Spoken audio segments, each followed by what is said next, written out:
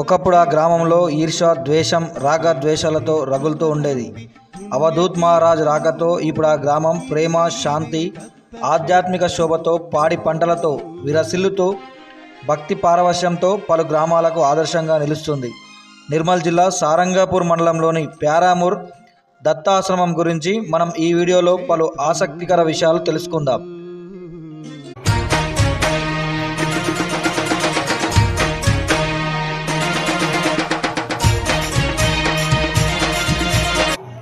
ప్యారామూర్లోని దత్త ఆశ్రమానికి చేరుకునే భక్తులకు ఆలయ ప్రాంగణంలో ఏర్పాటు చేసిన బోలాశంకరుడు విగ్రహం, నవగ్రహాలు దర్శనమిస్తాయి.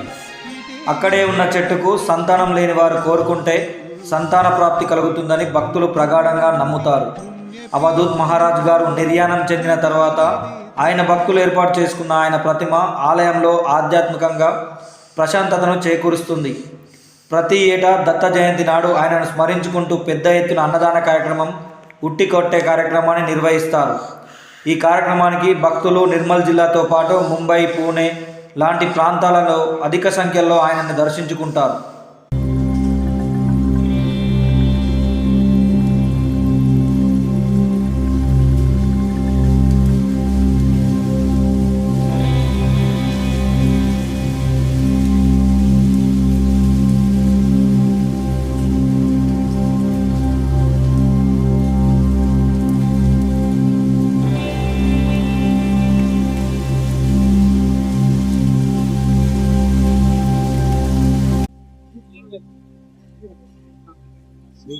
जय गुरुदत्त శ్రీ స్వామి అవధూతానంద సరస్వతి మహారాజ్ తత్వాకాడాక్షని శ్రీ దత్త జయంతి మహోత్సవాన్ని గత మహారాజ్ గారు ఇక్కడ 1991 నుండి వచ్చారు. అప్పటి నుండి ఇప్పటి వరకు ఈ యొక్క కార్యక్రమాన్ని అతి ఘనంగా జరుపుకుంటూ వస్తున్నాం. సో మహారాజు శివైక్యం అయిన తర్వాత 2021లో మహారాజ్ గారు శివైక్యమైండు.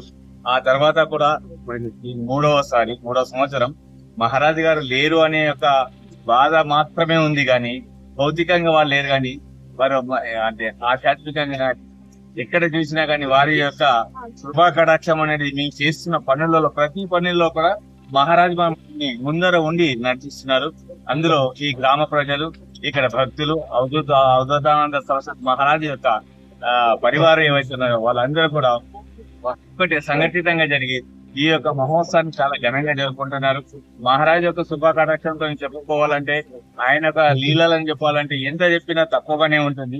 ఇక్కడ సంతాన ప్రాప్తి లేని వాళ్ళకు కూడా ఇక్కడ ఈ రోజు ప్రత్యేకంగా ఈ దత్త జయంతి నాడు మాత్రమే ఇక్కడ దత్తుని యొక్క సంతాన మహోత్సవం ఈ కార్యక్రమం జరిగిన తర్వాత అక్కడ ఒక తొట్టె ఉంటుంది. ఆ తొట్టెలో నుండి ఒక కొబ్బరికాయ లాంటిది తీసి మన చేతిలో పెట్టి దత్తుని స్మరణ చేసుకొని అక్కడ ఆయనను స్మరణ చేసి ఒక్కసారి చుట్టూ తిరిగి వచ్చిన తర్వాత మాకు ఏది కావాలని మౌలికంగా మన కోరిక ఏదైతే ఉంటుందో, ఒక సంతానమే కాకుండా ఇంకా ఏ కోరిక ఉన్నా సరే అక్కడ ఒప్పుకున్నప్పుడు తప్పనిసరిగా ఇక్కడ ఆ యొక్క ప్రాప్తి జరుగుతుంది. ఆ యొక్క ఫలం ఇక్కడ నుంచి తీసుకుపోవడం అనేది 100% ఇక్కడ జరుగుతున్న యొక్క విషయం.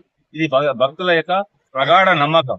అందులో ఆశ్రమంలో ఉన్నటువంటి ప్రతి ఒక్కరు చైతన్యస్తారు. ఊరు వాళ్ళు ఇక్కడ ఏ ఊరుకు సంబంధించిన ప్రతి ఒక్కరు కూడా ప్యారామూర్ గ్రామానికి సంబంధించిన చుట్టుపక్కల గ్రామానికి సంబంధించిన వాళ్ళు కావచ్చు, ఇంకా ఇతర గ్రామాల వారు కావచ్చు, ఎవరు కూడా ఇక్కడ స్వచ్ఛందంగా వచ్చి ఈ యొక్క కార్యక్రమంలో పాల్గొని ఈ రోజు ఇంత ఘనంగా జరగడానికి మహారాజు వారి కడుపులో వెళ్లి అరే నడురా అక్కడ మన యొక్క దత్త జయంతి కార్యక్రమం ఉన్నదా, ఆ కార్యక్రమంలో మీరు ఉండాలి తప్పనిసరిగా అంటే ఆ విధంగా వచ్చి ఇక్కడ ఈ కార్యక్రమం గొప్పగా జరుపుకుంటున్నారు.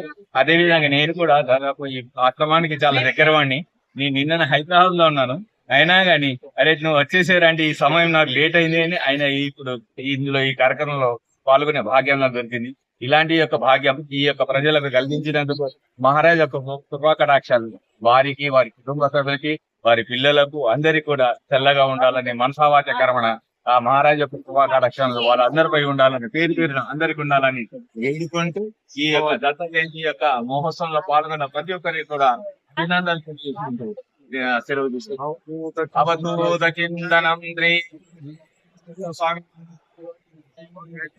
స్వామి అవధూత్ మహారాజ్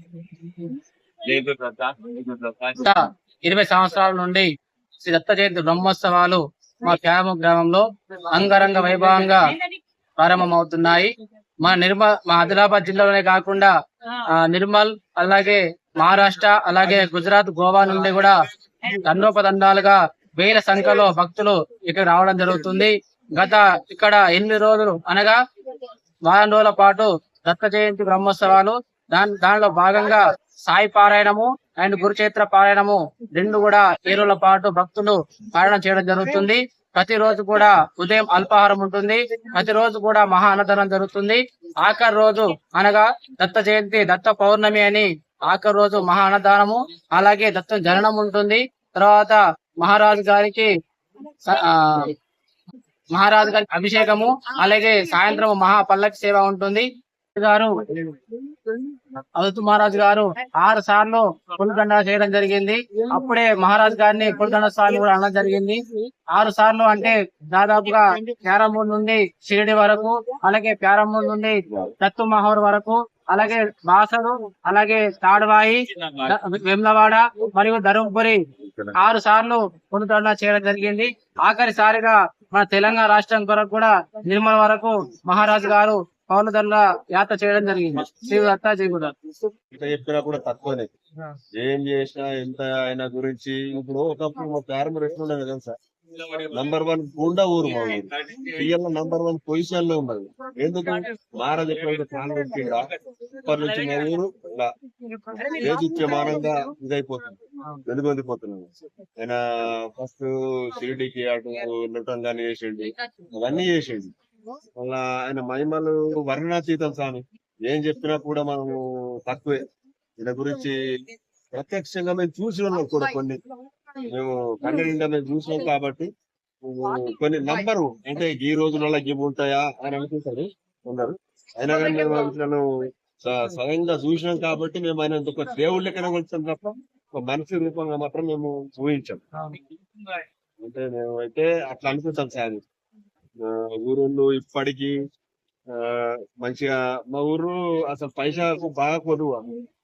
ఆయనైతే ఎప్పుడైతే అడుగు పెట్టిండా అందరూ ధనవంతులు అవుతారు దాదాపు.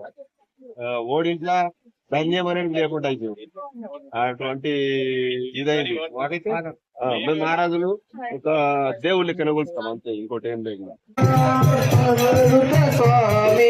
అవధూత స్వామి పూజలు గైకొనుమా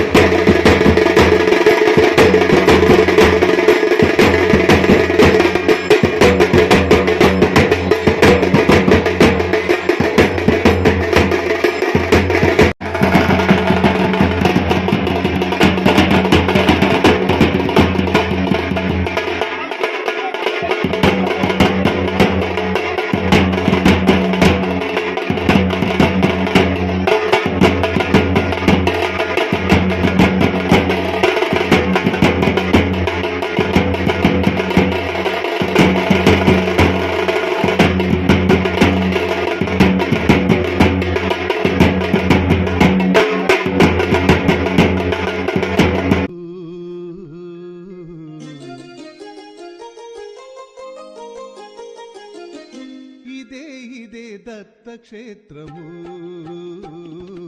పదే పదే కనరండి పుణ్యపీఠము ఇదే ఇదే ఇదే ఇదే దత్తక్షేత్రము